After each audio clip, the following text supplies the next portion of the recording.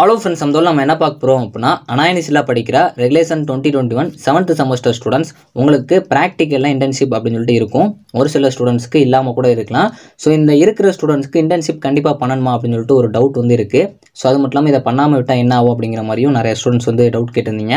So அது மட்டும் இல்லாமல் 8th செமஸ்டர்லேயே உங்களுக்கு வந்து இன்டர்ன்ஷிப் ஒரு ப்ராஜெக்ட் இருக்கும். ஸோ நான் 7th செமஸ்டர்லேயே கம்ப்ளீட் பண்ணிட்டேன்னா இது வந்து எங்களுக்கு தேவையில்லையா அப்படின்னு சொல்லியும் கேட்டிருந்தீங்க. ஸோ அது மட்டும் இல்லாமல் 7th செமஸ்டரில் இன்டர்ன்ஷிப் பண்ணால் 8th செமஸ்டரில் கோர்ஸ் ஆஃபர் பண்ணாங்க, அதை பற்றியும் கொஞ்சம் சொல்லுங்கள் ப்ரோ அப்படின்னு சொல்லிட்டு நிறையா டவுட்ஸ் வந்து கேட்டிருந்தீங்க. இதை வந்து நிறையா ஸ்டூடெண்ட்ஸ்க்கு டவுட் இருக்கனால நீங்கள் கிளியர் பண்ணிடுங்க ப்ரோ அப்படின்னு சொல்லிட்டு வீடியோ அப்லோட் பண்ணுங்க அப்படின்னு சொல்லியிருந்தீங்க. ஸோ அதுக்காக தான் அந்த வீடியோ. ஸோ அங்கே வீடியோக்குள்ள போகலாம். ஓகே ஃப்ரெண்ட்ஸ், ஃபஸ்ட் எடுத்தாலும் பார்த்தீங்க அப்படின்னா, அனாயனிஸில் படிக்கிற 7th செமஸ்டர் ரெகுலேஷன் 2021 ஸ்டூடெண்ட்ஸ் உங்களோட சிலபஸ் பார்த்தீங்கன்னா 7th செமஸ்டர் அதில் வந்து ப்ராக்டிக்கல்னு சொல்லிட்டு சம்மர் இன்டர்ன்ஷிப் வந்து உங்களோட சப்ஜெக்ட் கோடோட கொடுத்துருப்பாங்க. ஸோ இதில் வந்து உங்களுக்கு ப்ராக்டிக்கல் அப்படின்னு சொன்னது வந்து சிஎஸ்சி, இசிஇ இந்த மாதிரி இருக்கிற டிபார்ட்மெண்ட் ஸ்டூடெண்ட்ஸ்க்குலாம் இருக்கும். ஸோ அதே மாதிரி ட்ரிபிள் இ ஸ்டூடெண்ட்ஸ்க்குலாம் பார்த்தீங்க அப்படின்னா ப்ராக்டிக்கலும் கொடுத்துருக்க மாட்டாங்க. அதுக்கு போல் உங்களுக்கு 7 பேப்பராக இருக்கும். நார்மலாக சிஎஸ்சி, இசிஇ இந்த மாதிரி இருக்கிற டிபார்ட்மெண்ட் ஸ்டூடெண்ட்ஸ்க்கு 5 பேப்பரும் ஒரு இன்டர்ன்ஷிப், அதாவது சம்மர் இன்டர்ன்ஷிப் பண்ணுற மாதிரி கொடுத்துருப்பாங்க. இப்போ இந்த இன்டர்ன்ஷிப் இருக்கிற ஸ்டூடெண்ட்ஸ்க்கு ஒரு டவுட்டு என்னன்னா, நாங்கள் வந்து இன்டர்ன்ஷிப் கண்டிப்பாக பண்ணணுமா ப்ரோ அப்படின்னு சொல்லிட்டு கேட்டிருந்தாங்க. ஏன்னா வந்து இப்போ ட்ரிபிள் இ இந்த மாதிரி இருக்க ஸ்டூடெண்ட்ஸ்க்குலாம் வந்து உங்களுக்கு ப்ராக்டிக்கலில் இன்டர்ன்ஷிப் அப்படின்னு சொல்லிட்டு கொடுக்காம டேரெக்டாக உங்களுக்கு 7 பேப்பர் கொடுத்தனால அவங்க எக்ஸாம் ரைட் பண்ணிடுவாங்க. ஆனால் உங்களுக்கு 5 பேப்பர் போக ப்ராக்டிக்கல் இருக்கனால இந்த சம்மர் இன்டர்ன்ஷிப் பண்ணணுமான்னு கேட்டிங்கன்னா, ஸோ கண்டிப்பாக உங்களுக்கு ப்ராக்டிக்கலில் மென்ஷன் பண்ணியிருக்கனால நீங்கள் பண்ணுற மாதிரி தான் இருக்கும்.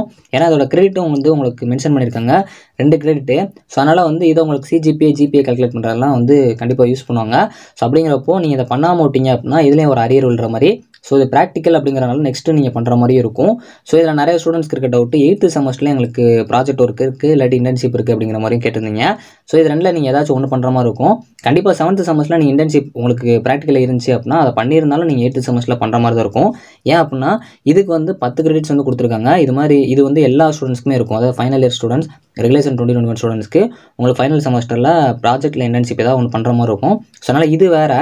நீங்கள் 7th செமஸ்டரில் உங்களுக்கு ப்ராக்டிக்கலில் சம்மர் இன்டர்ன்ஷிப் கொடுத்துருந்தாங்கன்னா கண்டிப்பாக இது வேறு. ஆனால் இது நீங்கள் பண்ணுற மாதிரி தான் இருக்கும். ஏன்னா இது உங்களோட சப்ஜெக்ட் பேஸ் பண்ணி சப்ஜெக்டில் தான் இருக்குது. ஸோ இந்த இன்டர்ன்ஷிப் எப்படி இருக்கும் அப்படின்னா, நீங்கள் பண்ணிட்டு வந்ததுக்கப்புறம் உங்களுக்கு அது சர்டிஃபிகேட்ஸாக அப்லோட் பண்ணுற மாதிரி இருக்கும். ஸோ அது மட்டும் இல்லாமல் அதில் உங்களுக்கு பிபிடி, ஸோ அது போக வந்து உங்களுக்கு ரிவ்யூஸ் மாதிரி வைப்பாங்க. ஸோ அதனால் அதுக்கு ஏற்ற மாதிரி உங்களுக்கு 2 கிரெடிட் இருக்கப்போ அதுக்கேற்ற மாதிரி உங்களுக்கு மார்க்ஸ் வந்து கொடுப்பாங்க. ஆனால் நீங்கள் சம்மர் இன்டர்ன்ஷிப் கண்டிப்பாக பண்ணுற மாதிரி தான் இருக்கும்.